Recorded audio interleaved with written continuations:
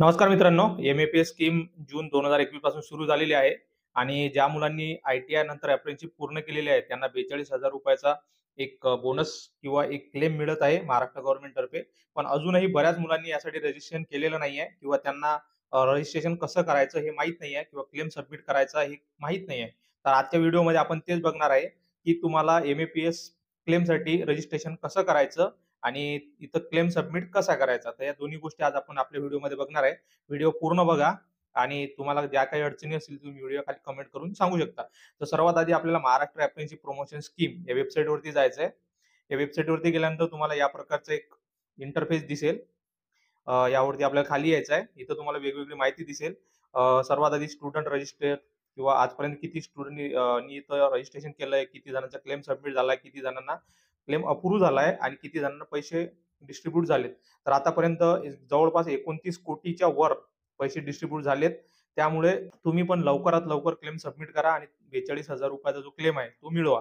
आणि तुम्हाला काही अडचण असतील तर आम्हाला कमेंट करून तुम्ही सांगू शकता. तर सर्वात आधी आपल्याला इथं जायचंय कॅन्डिडेट रजिस्ट्रेशनवर. यावरती क्लिक करायचं आहे. त्यानंतर गो टू वेबसाईट. वेबसाईटवर गेल्यानंतर या प्रकारचा तुम्हाला इंटरफेस दिसेल. सर्वात आधी तुम्हाला इथं अप्रेंटिसशिप रजिस्ट्रेशन नंबर टाकायचा आहे. अप्रेंटिसशिप रजिस्ट्रेशन नंबर तुम्हाला दोन प्रकारे भेटू शकतो. एक तर तुम्हाला एम-ए-पी-एस कडून एक मेसेज येतो अप्रेंटिसशिप कंप्लीट झाल्यानंतर. मेसेज किंवा मेल येतो तुम्हाला आणि त्यामध्ये तुमचा अप्रेंटिसशिप रजिस्ट्रेशन नंबर असतो. तो तुम्ही इथं टाकायचा आहे.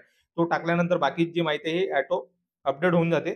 त्यानंतर तुम्ही इथं क्लेम सबमिट करू शकता. जर तुम्हाला मेसेज किंवा मेल आला नसेल तर तुम्ही काय करायचं, तुमच्याजवळ अप्रेंटिसशिप सर्टिफिकेट असेल त्याच्यावरती अप्रेंटिसशिप सर्टिफिकेटचा जो नंबर आहे तो नंबर हाच नंबर असतो अप्रेंटिसशिप रजिस्ट्रेशन नंबर. तो नंबर इथं टाकायचा आहे. तो नंबर टाकल्यानंतर बाकीची जी प्रोसेस आहे किंवा बाकी जी माहिती आहे ती ऑटोफिल होऊन जाईल. तर सर्वात आधी आपण इथं आता अप्रेंटिसशिप रजिस्ट्रेशन नंबर टाकणार आहे. अप्रेंटिसशिप रजिस्ट्रेशन नंबर टाकलेला आहे. त्यानंतर हे सर्व डिटेल्स आहेत त्या डिटेल्स ऑटोफिल होऊन जातात. सर्व डिटेल ऑटोफिल झाल्यानंतर तुम्हाला इथं दोन गोष्टीचं लक्ष ठेवायचं आहे. इथं प्रिस्क्राइब स्टायपेंड पर मंथ म्हणजे अप्रेंटिसशिप करत असताना महिन्याला जे काही स्टायपेंड भेटत असेल ते स्टायपेंड तुम्हाला इथं टाकायचं आहे. इथं तुमचा मेल आयडी असेल, इथं तुमचा मोबाईल नंबर असेल. तुम्हाला दोन्हीलाही ओटीपी सेंड करून याला व्हॅलिडेशन करायचं आहे किंवा व्हेरिफिकेशन करायचं आहे. तर इथं मेल आयडी आहे आणि याच्या खाली मोबाईल नंबर आहे. तर तुम्हाला या तीन गोष्टी इथं टाकायच्या आहेत. त्यानंतर खाली आल्यानंतर तुम्हाला इथे एक पासवर्ड तयार करायचा आहे. पासवर्ड एक नवीन पासवर्ड तयार करायचा आहे आणि त्यानंतर खाली जाऊन तुम्हाला इथं क्लिक करायचं आहे. इथे क्लिक करायचं आहे. इथं कॅप्चा टाकायचा आहे आणि इथे रजिस्ट्रेशनवर क्लिक करायचं आहे. त्यानंतर तुमचं रजिस्ट्रेशन कंप्लीट होईल आणि रजिस्ट्रेशन नंबर आणि एक पासवर्ड तयार येईल. त्यानंतर तुम्हाला गो टू लॉगिन वरती जायचं आहे आणि तिथं तुमचे बँक स्टेटमेंट, डोमिसाईल आणि कॉन्ट्रॅक्ट सर्टिफिकेट किंवा अप्रेंटिसशिप सर्टिफिकेट टाकून तुमचा क्लेम तुम्हाला सबमिट करायचा आहे. तर आपण आता हे सगळं प्रोसेस करून घेऊ. आपल्याला 12,300 स्टायपेंड होते. तर आपण इथं 12,300 स्टायपेंड टाकू. त्यानंतर इथं ओटीपी वर क्लिक करू म्हणजे मेलवर ओटीपी गेला असेल. त्यानंतर इथं मोबाईलचा ओटीपी आहे तो पण व्हेरीफाय करायचा आपल्याला. तर दोन्ही आपण ओटीपी सेंड केलेत. ते ओटीपी आपण टाकून इथं व्हेरीफाय करू.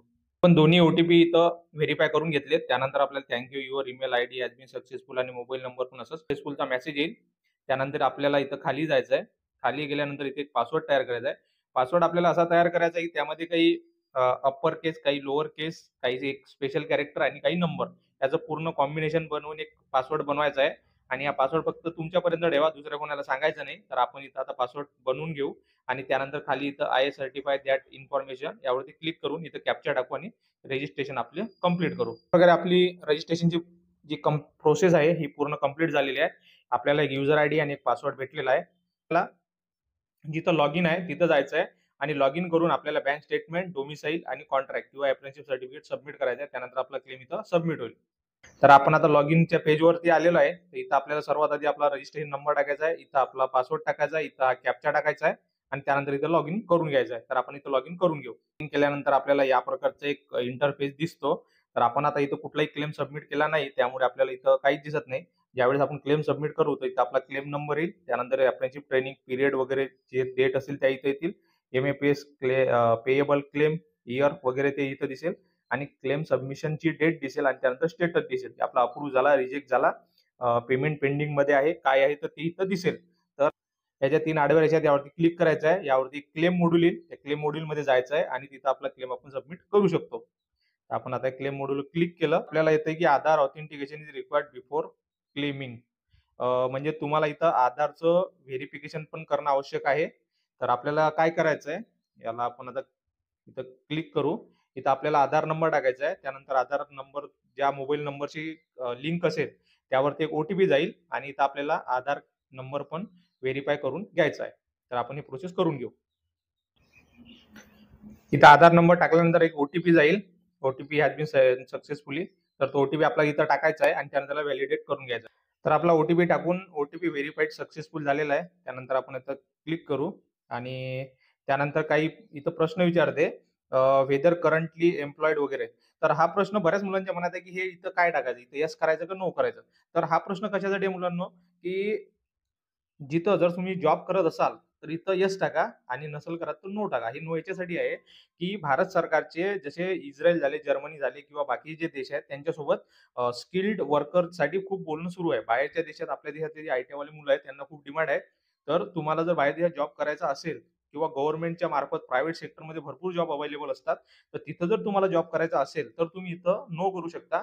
म्हणजे तुमचा जो नंबर आहे गव्हर्नमेंटच्या जे काही ऑफिस असतात एम्प्लॉयमेंट क्रिएट करणारे त्यांच्याकडे राहतो आणि त्यानंतर तुम्हाला कॉल वगैरे येतात, की तुम्हाला इस्रायलमध्ये किंवा जर्मनीमध्ये किंवा देशातच प्रायव्हेट सेक्टरमध्ये कुठं जॉब करायची इच्छा आहे का? तर तुम्हाला त्याचे मेसेज येतात. त्यानंतर ते मेसेज येस करा, नाहीतर इथं नो करून टाका. काही फरक पडत नाही.